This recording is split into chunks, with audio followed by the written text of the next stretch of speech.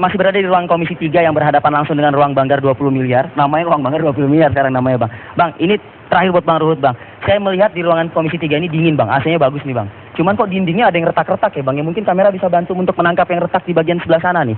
Ini mungkin Komisi 3 minta direnovasi juga kali ruangannya, Bang. Atau gimana nih, Bang? Iya, saya kebetulan memang bukan di Banggar ya. Tapi aku nggak mendengar itu. Tapi yang jelas kami sahabat-sahabat Komisi 3 dari 9 fraksi. Sudah nyaman dengan komisi yang ada? Kami mengalir saja karena kami sadar betul.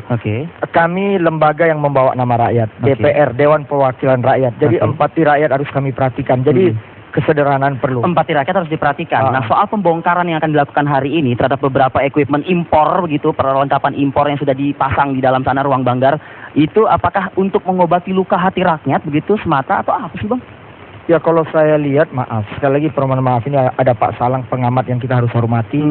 Saya rasa tidak terobati karena itu perencanaan lah, kan banyak rakyat kita yang susah. Jadi begitu kan dibongkar lagi kan rugi juga. Coba uang itu kalau bantu rakyat yang sangat membutuhkannya. Jadi saya hanya memohon, saya bukan di Banggar, sahabat-sahabat Banggar, tolonglah betul-betul diperhatikan apapun yang akan dilangkahkan terkonsep dan ditanyakan dulu sama semua. Begitu juga BRT. Saya mohon itu. Baik, ini ruang Komisi 3 saat lagi akan dipakai oleh Bang Ruhut nih. Kita juga terbatas juga waktu ya. Bang Ruhut, terima kasih ya, untuk waktu Bang Ruhut ya.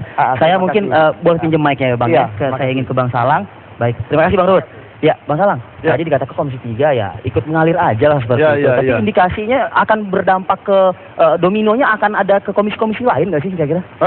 Begini, kalau tidak ada sikap yang tegas terhadap ruang Banggar itu, maka tuntutan yang sama juga itu akan terjadi, akan mengalir pada begitu ya? Komisi-komisi yang lain. Maksudnya Bang Ruhut tadi ngomong mengalir itu maksudnya ke komisi yang lain juga mengalir gitu maksudnya. Karena begini, kan ada tuntutan dari teman-teman yang lain nanti. Kok Banggar meminta perlakuan khusus, meminta fasilitas yang istimewa? Apa bedanya dengan kami yang lain?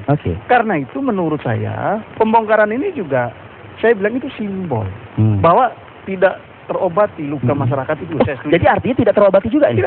Tidak bisa terobati hanya dengan membongkar itu saja gitu loh. Tetapi ini simbol untuk meyakinkan bahwa alat kelengkapan yang lain itu tidak akan menuntut fasilitas semewah itu lagi. Gitu loh, itu poin yang sama. Lalu tadi menunjukkan yang retak itu.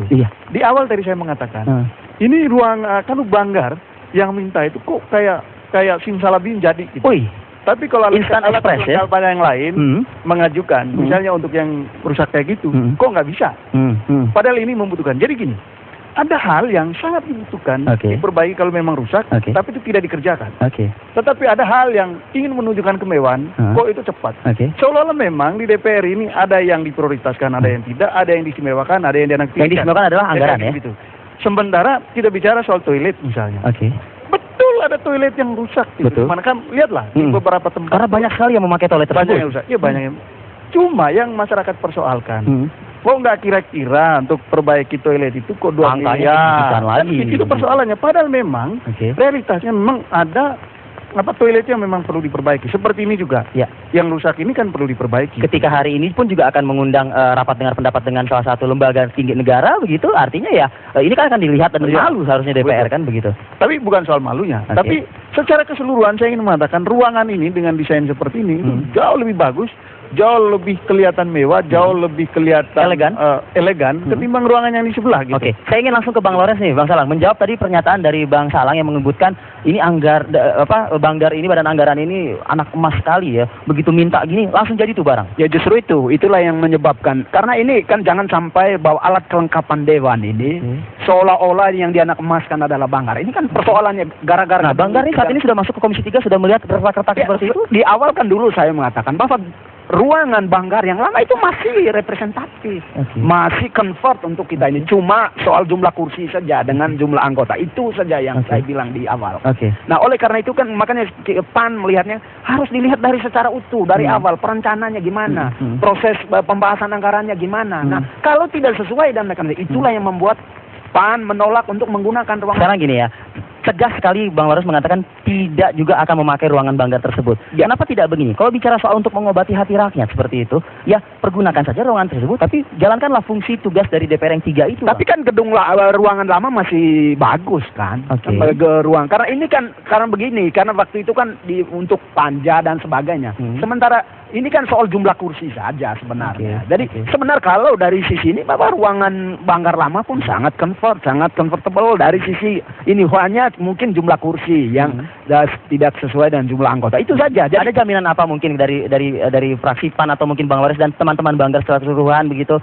Ini mau apapun itu yang terjadi tetap akan dibongkar, tetap akan dipergunakan seperti itu. Janji kepada rakyat apa? Kedepannya harus lebih bagus dong seharusnya. Ya makanya itu. Jadi kita harus melihat bahwa seluruh proses itu harus sesuai dengan aturan undang-undang. Jadi kalau ada indikasi pelanggaran undang-undang, maka pihak-pihak itu harus bertanggung jawab. Karena sampai saat ini kan selalu melempar tanggung jawab pihak ini. Termasuk Badan Anggaran. Ya, karena begini, sampai saat ini pun di Badan Anggaran belum ada rapat internal tentang membahas ini, tentang soal ruangan ini. Padahal ini kan akhirnya berakibat pada suatu bahwa seolah-olah Banggar ini yang menyebabkan ini terjadinya nih. Padahal sampai saat ini kan juga belum ada rapat kita tentang bagaimana sih sebenarnya persoalan ruangan ini. Belum ada agenda untuk rapat.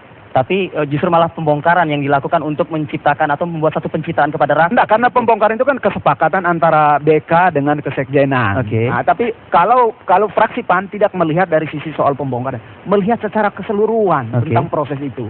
Terlihat jelas, makin jelas Bang Salang di sini dari pernyataan Bang Lawrence ini. Sepertinya akan ada satu pencitraan dengan melakukan kepada rakyat. Ini kita bongkar loh ya, tapi tidak lagi membahas soal yang tadi Bang Salang mengatakan 3 hal yang harus bertanggung jawab itu begitu loh. Nah, makanya saya kemarin ngobrol dengan salah satu anggota Badan Kehormatan. Jangan lupa bahwa Badan Kehormatan sudah menyimpulkan bahwa ada yang salah dengan renovasi ruang Banggar ini. Maka kalau itu sudah disimpulkan ada yang salah dengan pembongkaran ini, mesti ada pihak yang diberikan sanksi, ada pihak yang dituntut pertanggungjawabannya secara etik.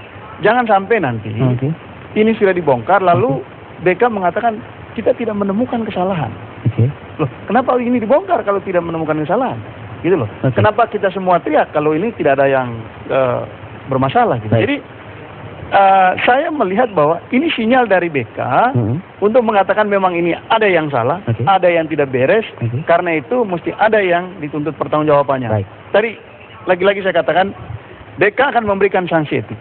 Mulai dari level yang paling tinggi sampai level yang paling rendah. Kita masih tunggu janjinya kan? Kita tunggu itu. Lalu yang kedua, proses hukum Pak Marzuki Ali dengan gagah berani mengadukan ke KPK, gitu. Tapi saya mengusulkan yang diperiksa pertama Pak Marzuki dengan Ibu Sekjen. Baik Mas Salang. Terakhir nih ke Bang Lawrence. Akan diapakan barang-barang yang nanti akan dibongkar dan ditarik keluar diganti dengan baru, yang barang lama ini akan diapakan?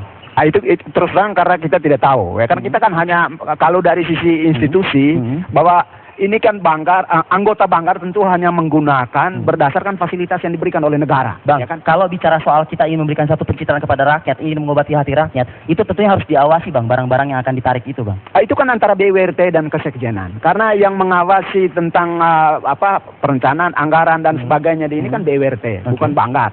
Banggar kan hanya menggunakan apa yang diberikan oleh Kesekjenan. Karena ini kan fasilitas negara, ini kan gedung negara, bukan gedungnya BWRT, bukan gedungnya Banggar, tidak. Memungkinkan nggak Bang, barang-barang yang akan ditarik itu diberikan kepada rakyat, artinya kepada infrastruktur yang ada di daerah-daerah seperti itu? Semestinya, kalau dilihat dari anggaran sudah ada indikasi kan itu terlalu besar dan sangat besar, kan? Tidak sesuai dengan apa yang menjadi hasil kalau kita lihat ya. Itu oleh karena itu memang kalau dari berbasiskan soal anggaran, mestinya anggaran itu lebih bagus diberikan untuk rakyat yang membutuhkan, membangun sekolah-sekolah yang rusak dan sebagainya daripada membangun gedung itu yang malah menimbulkan suatu persoalan. Konsepnya luar biasa, tapi faktanya di lapangan tidak seperti itu begitu ya Bang ya. Baik Bang Lawrence, terima kasih. Terima kasih Mas. Atas waktunya bergabung sama Ida Kabar Indonesia. Bang Salang, terima kasih. Kita tunggu ya janji-janji yang tadi Bang Salang sampaikan. Baik, kita masih akan berlanjut nanti langsung dari Epicentrum bersama Ratna Dumila, tapi usai jeda pariwara berikut. Kami kembali saat lagi.